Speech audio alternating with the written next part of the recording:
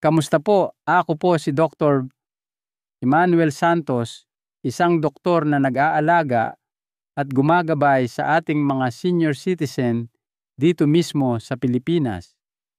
Sa mahigit 30 taon, inilaan ko ang aking propesyon sa pagtulong sa ating mga nakatatanda, lalo na sa mga kababaihan sa kanilang mga ginintuang taon upang muling matuklasan ang kanilang sigla, mapabuti ang sirkulasyon ng dugo at mapalalim ang kanilang mga ugnayan.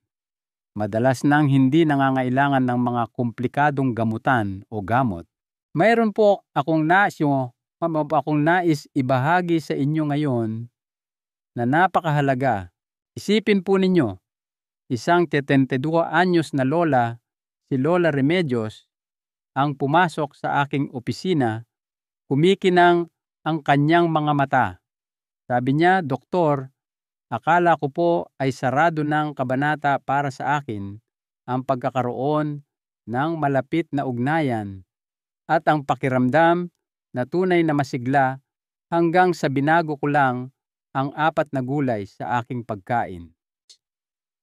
Hindi po siya umiinom ng maraming tableta o gumagawa ng anumang kakaiba, ngunit ang kanyang enerhiya, ang kanyang pangkalahatang pakiramdam, at ang kanyang kumpiyansa ay lubos na nagbago. Paano kung ang susi sa mas mayamang intimasya at sigla pagkatapos ng edad 60 ay hindi isang gamot, isang suplemento o isang lihim na pamamaraan, kundi isang bagay na tahimik lang na nasa inyong kusina ngayon? Sa araw na ito, ibubunyag ko po ang 4 na gulay na natural na nagpapabuti ng sirkulasyon, tumutulong na panatilihing nababanat ang mga daluyan ng dugo, kasama na ang mga mahalaga para sa inyong pambabaeng kapakanan at maaaring makatulong na muling pag-alabin ang inyong intimasya. At samahan po ninyo ako dahil ang huling gulay ay isang nakalimutang gulay na napakabisa na kahit ang inyong doktor ay maaaring magulat. Bago po tayo magpatuloy, pindutin po ninyo ang subscribe button at i-on ang notifications para hindi ninyo mapalampas ang anumang payo na maaaring magpalakas ng inyong sirkulasyon, kumpiyansa, at koneksyon pagkatapos ng edad 60. Kung nakatutulong po ito sa inyo sa ngayon, pakitype ang wawan sa mga komento. Kung hindi naman po, pakitype ang 0 at ipaalam ninyo sa akin kung paano ko pa kayo masusuportahan sa inyong paglalakbay para sa kalusugan. Ngayong alam na ninyo na ang tunay na susi sa pagpapanumbalik ng sigla at intimasya pagkatapos ng edad 60 ay maaaring nasa inyong kusina lang, tuklasin na natin ang 4 na makapangyarihang gulay na tahimik na nagpapabago sa buhay ng mga nakatatandang kababaihan bawat kain. Beets, likas na pampalakas ng nitric oxide ng kalikasan. Noong una kong inirerekomenda ang beets sa aking mga pasyenteng babae, marami ang magbibigay ng magalang na ngiti. "Beets talaga po, Dok." Ngunit makalipas ang ilang linggo, ang mga babaeng iyon ay babalik na may ibang tono. Puno ng pag-asa. Minsan ay namamangha pa, sasabihin nila, "Mas masigla po ang pakiramdam ko," o "Kami po ng mister ko, parang mas malapit na ulit kami," o "Mas mainit at masigla na po ang pakiramdam ko." Doon ko po nalaman na meron tayong tunay na makapangyarihan dito. Ang beets po ay hindi lang basta gulay. Ito ay isang likas na himala para sa sirkulasyon, lalo na sa mga kababaihan na higit sa 10 anyos. Ang beets po kasi ay puno ng dietary nitrates. Kapag kinain ninyo ito, kino-convert ng inyong katawan ang mga nitrates na ito sa nitric oxide. Ang kamangha-manghang compound na ito ay nagpaparelax at nagpapalapad ng inyong mga daluyan ng dugo na nagpapahintulot sa dugo na dumaloy ng mas malaya sa buong katawan, kasama na ang mga lugar na malaki ang epekto sa inyong pakiramdam ng sigla at ginhawa sa intimasya. Habang tayo po ay tumatanda, bumababa ang ating likas na kakayahang gumawa ng nitric oxide. Iyan po ang isang dahilan kung bakit maraming nakatatanda ang nakararanas ng malamig na mga kamay at paa, pagkapagod, at pagbaba sa dali at kasiyahan ng intimasya. Ngunit makatutulong po ang beets na baguhin iyan. Sa katunayan, ipinapakita ng mga pag-aaral na ang pag-inom ng beet juice ay maaaring magpabuti ng daloy ng dugo sa loob lamang ng ilang oras. Isang clinical trial pa nga ang nagpakita ng pinahusay na stamina at mas mababang presyon ng dugo sa mga nakatatanda na araw-araw umiinom ng beet juice. Ngunit higit pa po ito sa mga numero lamang. Kapag mas maganda ang daloy ng inyong dugo, mas masigla ang inyong pakiramdam, mas naroroon kayo sa kasalukuyan, mas may kumpiyansa. Iyan po ang pundasyon ng intimasya. Ang pakiramdam na kayo ay kayo ulit masigla at komportable sa inyong sariling balat. Ito po ay tungkol sa pagpapakita ng buo, hindi lang pisikal, kundi emosyonal din. Pinoprotektahan din po ng beets ang maselang balot ng inyong mga ugat, arteries gamit ang mga antioxidant tulad ng betalains at vitamin C na tinitiyak ang pangmatagalang kalusugan ng mga ugat. Sinusuportahan nito ang inyong puso, utak at balanse ng hormone. May mga pasyente po akong nagsabi na matapos idagdag ang roasted beets o beet smoothies sa kanilang pagkain sa loob lamang ng ilang linggo, naramdaman nilang bumabalik ang init at koneksyon. Hindi lang sa kanilang katawan, kundi pati na rin sa kanilang mga relasyon. At heto po ang isang tip mula sa aking sariling kusina, subukan ang beet salad na may kaunting katas ng lemon at olive oil. Ang kombinasyong ito ay hindi lamang nagpapaganda ng absorption, kundi lalo pang nagpapalakas ng epekto ng nitric oxide. Ngunit nagsisimula pa lang po tayo. Kung kayang buksan ng beets ang mas magandang sirkulasyon at buhayin muli ang intimasya ng natural, isipin po ninyo kung ano ang mangyayari kapag isinama ninyo ito sa isang madahong gulay na kasama nitong gumagana upang panatilihing nababanat ang inyong mga daluyan ng dugo at mataas ang inyong enerhiya. Tumungo na po tayo sa susunod na gulay, isa na tahimik na tumutulong sa mga kababaihan na makaramdam na malakas na kasentro at buhay na muli. Kung nandito pa po kayo at makabuluhan para sa inyo ang paglalakbay na ito, pakitype ang numerong 1 sa mga komento para malaman kong kasama ko kayo. Ngayon, magpatuloy po tayo at tuklasin ang pangalawang makapangyarihang gulay na maaaring makatulong na ibalik ang inyong sirkulasyon at kagalingan sa intimasya pagkatapos ng edad 60, spinach espinaca. Ang hindi napapansing bayani para sa daloy ng dugo, hindi ko po malilimutan ang isang kaibig-ibig na ginang si Aling Carmen. Nasa mga huling taon ng kanyang edad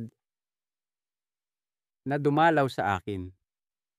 Nagsimula siyang makaramdam ng distansya sa kanyang partner hindi emosyonal, kundi pisikal. Mas mababa ang kanyang enerhiya at ang intimasya ay hindi na katulad ng dati. Madalas itong hindi komportable o hindi kasiyasya. Hindi pa siya handa para sa hormonal treatments, kaya hiniling ko sa kanya na gumawa ng isang simpleng pagbabago, kumain ng spinach araw-araw. Nagtataka siya, ngunit nagtiwala siya sa proseso. Makalipas ang 1 buwan, pumasok siya na may ngiti na nagsasabi ng lahat. "Dok," sabi niya sa akin, "pakiramdam ko po ay may dumadaloy na ulit.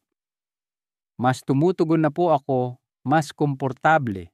Maaaring hindi ka panapanabik pakinggan ang spinach, ngunit ang epekto nito sa daloy ng dugo ay pambihira, lalo na sa mga nakatatandang kababaihan.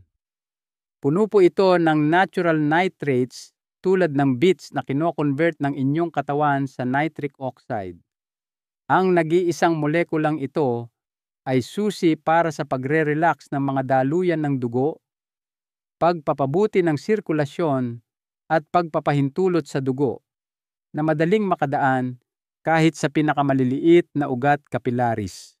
At kapag ang dugong iyon ay umabot sa lahat ng tamang lugar, sa inyong utak, puso, at sa inyong pinakaintimang bahagi, hindi lang kayo mas mahusay gumana, kundi mas masigla ang inyong pakiramdam at bumabalik ang sensasyon. Ngunit hindi po nagtatapos sa nitrates ang spinach. Mayaman din ito sa magnesium at potassium, 2 mineral na mahalaga para mapanatiling kontrolado ang presyon ng dugo at relax ang mga kalamnan. Para sa mga kababaihan na higit sa 40 anyos, ito po ay mahalaga dahil ang mga daluyan ng dugo ay may tendensyang tumigas habang tumatanda at ang tensyon sa kalamnan ay maaaring magdulot ng discomfort. Ang magnesium ay tumutulong na palambutin ang mga daluyan ng dugo at i-relax ang mga tissue na nagpapabuti ng daloy at nagbabawas ng tensyon. Hindi lamang nito pinapahusay ang pangkalahatang kalusugan, kundi ibinabalik din ang pisikal na pundasyon para sa pagiging malapit, ginhawa at koneksyon. Sinusuportahan din ng spinach ang hormonal harmony. Ang magnesium ay may tahimik ngunit makapangyarihang papel sa pagsuporta sa pangkalahatang kalusugan ng endocrine. Habang ang mga antioxidant tulad ng lutein at vitamin C ay tumutulong na protektahan ang panloob na dingding ng mga daluyan ng dugo mula sa pagtanda.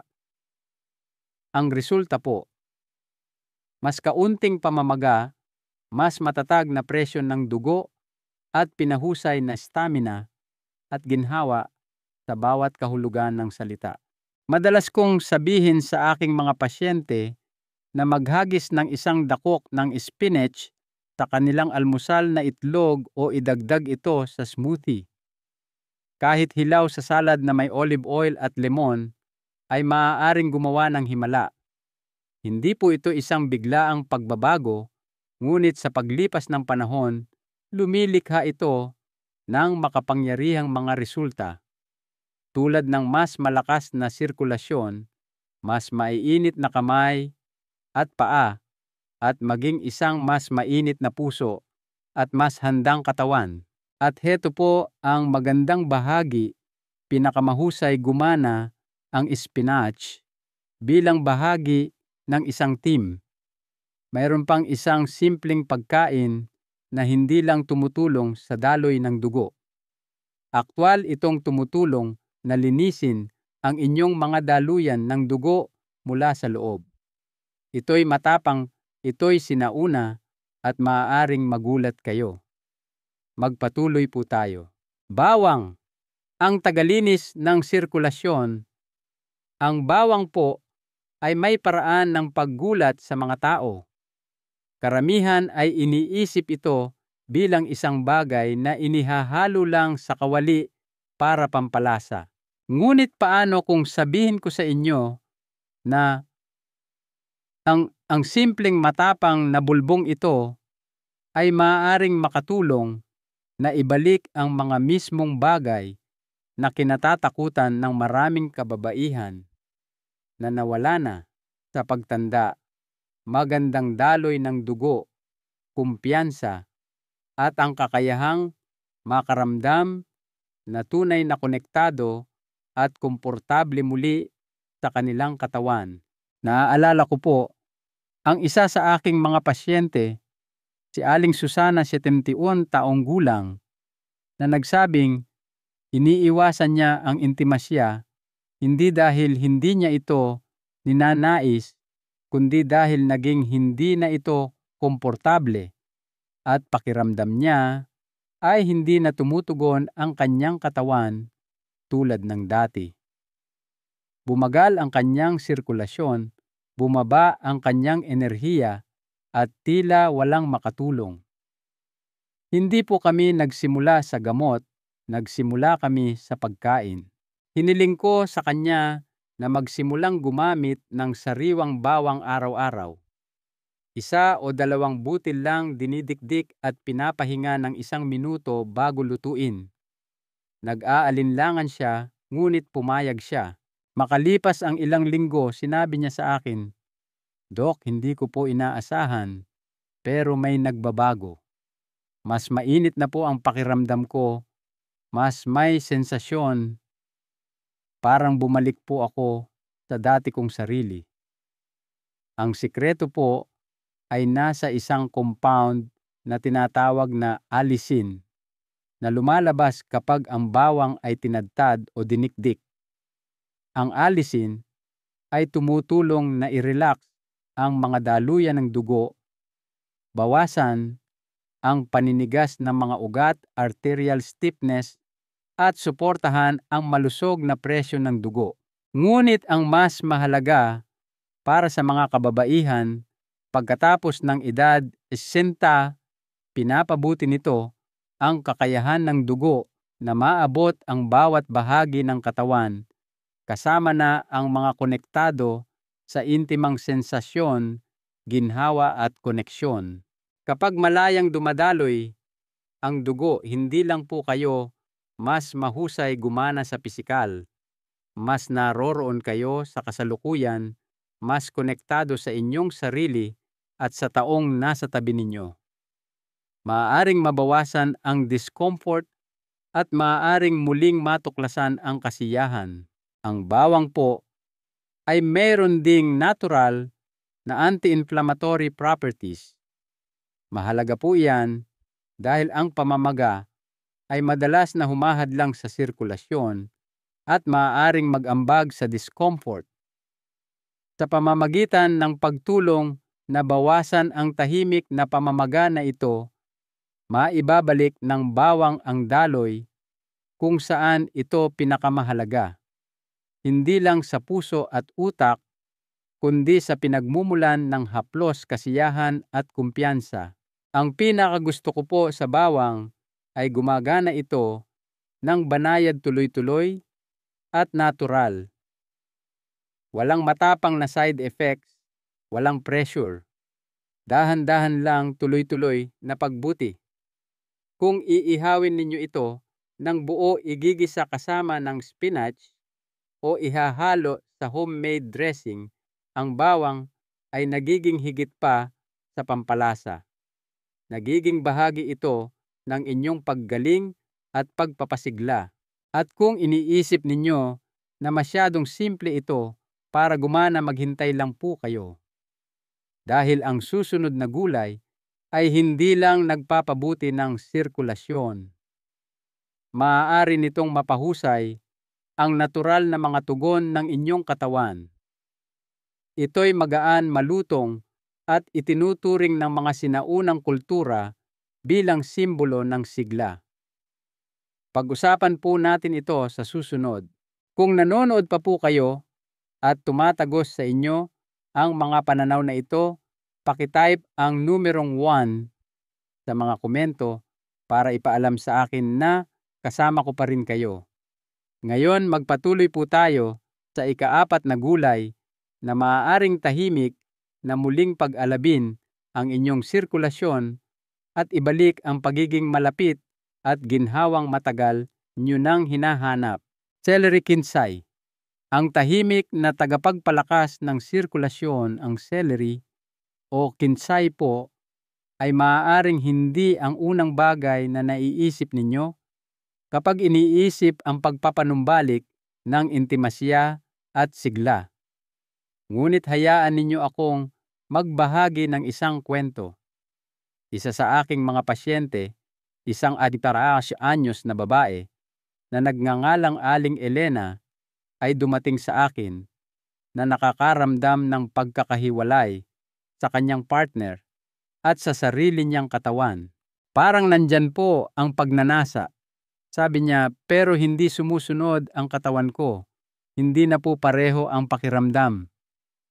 Hindi siya sobra sa timbang, hindi siya may sakit. Pakiramdam niya lang ay natigil siya.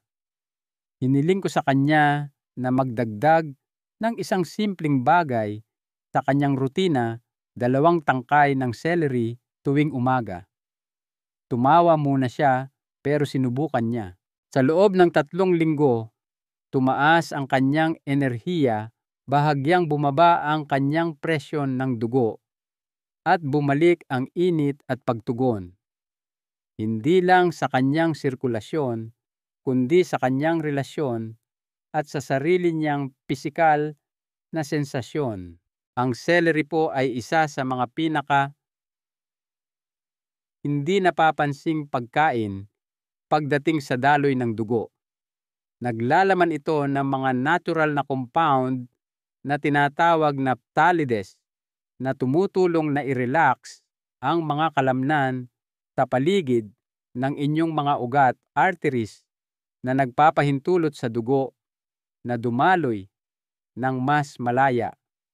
Iyan po mismo ang kailangan ng mga nakatatanda, lalo na ang mga kababaihan na higit sa 50 anyos na madalas nahihirapan sa paninigas ng mga ugat at mas mabagal na sirkulasyon sa mahahalagang bahagi. Kapag ang dugo ay nakakarating sa bawat sulok ng inyong katawan nang walang hadlang, ang intimasya ay maaaring maging mas madali, mas natural, mas kasiyasya, at hindi na parang pakikibaka. Ngunit hindi lang po iyan. Ang celery ay puno rin ng hydration at mahahalagang mineral tulad ng potassium at magnesium. Parehong mahalaga para sa ritmo ng puso, paggana ng nerve at tamang sirkulasyon, na lahat ay nag-aambag sa malusog na intimang mga tugon. Ito rin ay napakalinis, tinutulungan ang inyong katawan na alisin ang sobrang sodium at bawasan ang presyon na maaaring nakakasagabal sa malusog na daloy ng dugo. May isa pa pong dahilan kung bakit madalas kong inirerekomenda ang celery sa mga kababaihan na naghahanap na muling makuha ang kanilang pagiging malapit at kumpiyansa. Naglalaman ito ng apigenin, isang plant compound na ipinakitang sumusuporta sa malusog na balanse ng hormone at nagbabawas ng pamamaga. 2 salik na maaaring tahimik na magpabawas sa sigla at ginhawa ng isang babae sa paglipas ng panahon. At dahil mababa ito sa calories ngunit mayaman sa epekto, madaling isama ang celery sa anumang rutina. Kung gagawin ninyo itong juice, isasawsaw ang mga tangkay sa hummus o ihahalo sa inyong mga sabaw. Ito ay isang makapangyarihang hakbang patungo sa muling pag-aapoy ng koneksyon at sensasyon. Nakita ko na po itong nangyari ng paulit-ulit. Ang mga kababaihan na akala nila ay tapos na ang kanilang pinakamagagandang taon ay natutuklasan na kailangan lang nila ng tamang panggatong. At ang celery Maniwala man kayo o hindi, ay madalas na gumaganap ng isang tahimik ngunit mahalagang papel. Ngunit ngayon, huminto po muna tayo sandali. Dahil gaano man kalakas ang apat na gulay na ito, nang paisa-isa, may mas malaking nangyayari dito. Hindi lang ito tungkol sa kung ano ang ginagawa nila. Ito ay tungkol sa kung ano ang kinakatawan nila. Tingnan po natin ng mas malapitan kung paano ang pagkain kapag pinili ng matalino ay nagiging higit pa sa nutrisyon. Nagiging gamot ito para sa inyong puso, inyong katawan, at sa pinaka-intimang bahagi ng inyong buhay. Isang mas malaking katotohanan. Ang pagkain bilang gamot sa intimasya sa paglipas ng mga taon, nagamot ko na po ang libu-libong nakatatandang kababaihan. Ang ilan ay bigo, ang ilan ay tahimik na sumuko, ang ilan ay naghahanap lang ng kaunting pag-asa. At isang bagay po ang natutunan ko, ang usapan tungkol sa intimasya at sigla pagkatapos ng edad 60 ay masyadong tahimik, lalo na para sa mga kababaihan. Masyadong marami ang naniniwala na bahagi lang ito ng pagtanda na kailangan nilang tanggapin. Na kapag nawala na ang enerhiya, lumitaw ang discomfort o mas mahirap nang abutin ang pagiging malapit sa partner, wala nang magagawa kundi sumuko o bumaling sa mga komplikadong solusyon. Ngunit hindi po iyan ang buong katotohanan. At sinasabi ko po iyan hindi lang bilang isang doktor, kundi bilang isang taong malalim na nakinig sa mga takot at pag-asa ng mga nakatatandang kababaihan sa loob ng mga dekada. Dahil ang palagi ko pong nakikita ay ang pagkain kapag pinili ng may intensyon ay nagiging higit pa sa sustansya lamang. Nagiging gamot po ito. Hindi ang uri na itinatago sa bote, kundi ang uri na dumadaloy sa inyong mga ugat, nagbibigay ng lakas sa inyong kumpiyansa, nagpapahusay ng inyong ginhawa at nagbabalik sa inyo ng isang piraso ng inyong sarili na akala ninyo ay nawala na. Isipin po ninyo, bawat isa sa mga gulay na tinalakay natin ngayon ay hindi lang nagpapabuti ng inyong blood pressure readings o tumutulong sa inyong makaramdam na mas alerto. Gumagawa sila ng isang bagay na higit na personal. Pinapayagan nilang dumaloy ang dugo kung saan maaaring hindi ito dumaloy ng maayos sa loob ng maraming taon, na nagpapahusay ng sensasyon at nagbabawas ng discomfort.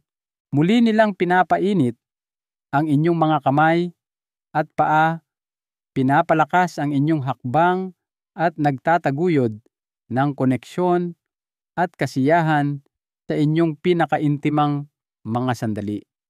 Ibinabalik nila ang pisikal na pundasyon ng pagiging malapit, kaya't ang haplos ay nagiging makabuluhan at kasiyasiya muli, at para hindi ninyo kailangang matakot kung tutugon ba ang inyong katawan ng may ginhawa at kadalian kapag tama na ang sandali. Ang katotohanan po, naaalala pa rin ng inyong katawan kung paano makaranas ng kasiyahan at koneksyon. Kailangan lang nito ng tamang suporta. At ang suportang iyon ay hindi kailangang manggaling sa reseta ng doktor. Maaari itong manggaling mismo sa inyong kusina. May mga kababaihan po akong nagsabi na nagsimula silang makaramdam ng pag-asa muli matapos magdagdag ng kasing simple ng spinach o beets sa kanilang mga pagkain. Hindi dahil ito ay mahika, kundi dahil ito ay kumakatawan sa isang pang-araw-araw na paparaw-araw na pagkilos ng pagpili ng sigla, isang pagpili na maniwala na ang buhay ay hindi pa tapos magbigay dahil lang sa umabot na kayo ng 60 o 70, na ang inyong pinakamagagandang araw, ang inyong pinakakonektado at kasiyasyang mga sandali ay maaari pa ring nasa hinaharap. Kaya kapag naririnig ninyo ang mga taong binabaliwala ang mga bagay na ito bilang pagtanda lang yan, gusto ko pong maalala ninyo ito. Ang pagtanda ay maaaring hindi maiiwasan, ngunit ang pagbaba ng saya at ginhawa ay hindi. At minsan, ang daan pabalik sa inyong pinakamahusay na sarili ay nagsisimula sa isang bagay na kasing simple ng isang gulay at ang paniniwala na karapat-dapat pa rin kayong makaramdam na lubos na buhay at komportable sa inyong sariling balat. Isang mas mabuting buhay. Bawat subo. Habang papalapit po tayo sa pagtatapos ng ating oras, ngayon nais kong kausapin kayo hindi lang bilang isang doktor na tumitingin sa mga chart o resulta ng laboratorio, kundi bilang isang taong lumakad kasama ang libu-libong kababaihan na humaharap sa parehong tahimik na mga kabiguan, parehong pribadong mga tanong, parehong pananabik na makaramdam na sila ay sila ulit, masigla, komportable at konektado. Baka napagdaanan nyo na rin po yan. Baka naupo kayo mag-isa, nagtataka kung bakit tila mas madilim na ang kislap, bakit ang intimasya ay nagdudulot ng discomfort sa halip na saya o bakit hindi na tumutugon ang inyong katawan tulad ng dati. Baka nakumbinsin nyo na ang inyong sarili na bahagi lang ito ng pagtanda. Ngunit gusto ko pong huminto kayo ngayon at isapuso ang isang mahalagang bagay, isang bagay na nasaksihan ko ng hindi mabilang na beses. Ang pagtanda ay hindi katapusan ng sigla. Hindi ito katapusan ng pagiging malapit o kasiyasyang intimasya. Isa lamang itong bagong yugto at kung ano ang ipinapakain ninyo sa inyong katawan sa yugtong ito ay mas mahalaga kaysa dati. Nagsimula po tayo ngayon sa isang simpleng katotohanan. Ang mas mahusay na sirkulasyon ay pundasyon ng magandang pakiramdam sa pangkalahatan at sa intimang aspeto. Kung wala ito, nawawala ang enerhiya, humihina ang koneksyon, maaaring lumitaw ang discomfort at tahimik na nawawala ang kumpiyansa. Ngunit natuklasan din natin ang isang bagay na makapangyarihan. May mga natural abot kaya pang-araw-araw na pagkain na maaaring makatulong na ibalik ang lahat ng ito. Ang beets, dahil sa kakayahan nitong magpalakas ng nitric oxide, ay tumutulong sa daloy ng dugo sa mga lugar na pinakamahalaga hindi lang para sa paggana, kundi para sa pakiramdam at ginhawa. Ang spinach espinaca, mayaman sa magnesium at plant-based nitrates, ay tumutulong na palambutin ang mga daluyan ng dugo at sumusuporta sa mismong ritmo ng inyong puso at pagtugon ng katawan. Ang bawang simple, ngunit malakas, ay gumagana tulad ng isang tagalinis, tumutulong na bawasan ang pamamaga na maaaring tahimik na humahadlang sa inyong pakiramdam na pinakamahusay. At ang celery kinsay, magaan, malutong at madalas na hindi napapansin, ay tahimik na nagre-relax ng mga ugat arteries, sumusuporta sa hormonal harmony at maaaring mapahusay ang natural na intimang mga tugon ng inyong katawan. Hindi po ito mga superfood dahil uso sila. Superfood po sila dahil gumagana sila para sa totoong mga tao sa totoong buhay. Ang mga kababaihan na akala nila ay tapos na ang kanilang pinakamagagandang taon ng magandang pakiramdam ay natagpuan ang kanilang sarili na gumigising na mas malakas, mas mainit, mas komportable at mas konektado. Hindi dahil sa isang milagrosong gamutan, kundi dahil gumawa sila ng maliliit, tuloy-tuloy na pagbabago na nagbunga sa paglipas ng panahon. Palagi ko pong pinaniniwalaan na ang pagkain ay isa sa pinakamakapangyarihang kasangkapan na mayroon tayo para muling isulat ang ating mga kwento. Hindi lang ito tungkol sa blood sugar o kolesterol. Ito ay tungkol sa buhay na nais ninyong mabuhay, sa saya na nais ninyong ibahagi, sa koneksyon na nais ninyong maramdaman, sa mga sandaling nais ninyong alalahanin ng may kasiyahan. Ang 4 na gulay na ito ay maaaring mukhang simple, ngunit kapag ginamit ng may intensyon, maaari nilang buksan ang pinto sa isang bagay na mas malalim, panibagong tiwala sa inyong katawan, panibagong koneksyon sa inyong partner, at panibagong paniniwala sa kung ano pa ang posible para sa inyong kagalingan. Karapat-dapat po kayo niyan, anuman ang inyong edad, anuman ang inyong nakaraan. Ang katotohanan po, hindi pa huli para bawiin ang isang bahagi ng inyong sarili na akala ninyo ay nawala na. Ang katawan ay may kakayahang maghilom, magpanumbalik, at sorpresahin tayo kapag binigyan natin ito ng tamang suporta. Kaya ngayong gabi, kapag umupo kayo para sa hapunan, baka medyo iba na ang itsura ng mesa. Baka magdagdag kayo ng ilang roasted beets. Baka igisa ninyo ang spinach na may bawang. Baka magplano kayo para sa isang sariwang baso ng celery juice sa umaga. Ano man po iyon, hayaan ninyong ito ay higit pa sa isang pagkain lamang. Hayaan ninyong ito ay isang tahimik na pagkilos ng pag-asa. Isang hakbang patungo sa mas maraming enerhiya, mas malalim na intimasya, mas malaking ginhawa, at ang uri ng koneksyon na nagtatagal kahit naubos na ang laman ng plato. Dahil bawat subo na inyong ginagawa ay isang pagkakataon upang piliin muli ang buhay at sigla. At kung mas maganda ang inyong pakiramdam sa loob, mas buo kayong makakapagpakita para sa inyong sarili at para sa mga taong pinakamahalaga.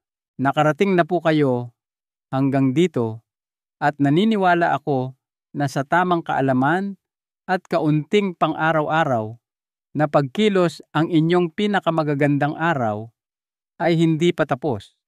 Sila ay nasa hinaharap pa. Hayaan ninyong ito ang inyong simula. Heto po ang isang aral sa buhay na natutunan ko mula sa mga dekada ng pagsasanay. Ang pag-aalaga sa inyong pisikal na kalusugan ay isa sa pinakadakilang gawa ng pagmamahal na maipapakita ninyo sa inyong sarili at sa mga taong mahalaga sa inyo. Hindi po ito tungkol sa panlabas na anyo. Ito ay tungkol sa sigla, koneksyon, ginhawa, at pagpapakita bilang pinakamahusay na bersyon ng inyong sarili araw-araw. Kung ang mensaheng ito ay nakaantig sa inyo, gumawa po kayo ng isang maliit na hakbang ngayon. Idagdag ang isa sa mga gulay na ito sa inyong susunod na pagkain at simulang maramdaman ang pagkakaiba para sa inyong sarili. Kung nakatulong po ito, mangyaring mag-subscribe at i-on ang notifications para maipagpatuloy natin ang paglalakbay na ito ng sama-sama. At pakiusap po, ibahagi ang impormasyong ito sa isang kaibigan, kapatid, o sino mang kilala ninyo na maaaring makinabang sa pagkarinig na hindi pa huli para makaramdam muli ng magandang pakiramdam. Ipagpatuloy po natin ang mahalagang usapang ito. I-type ang handa na ako sa mga komento sa ibaba kung kayo ay nangangako na gagawin ang unang hakbang na iyon patungo sa mas mahusay na sirkulasyon, mas malalim na koneksyon, mas malaking ginhawa, at isang mas buong buhay pagkatapos ng edad 70. Salamat po sa inyong oras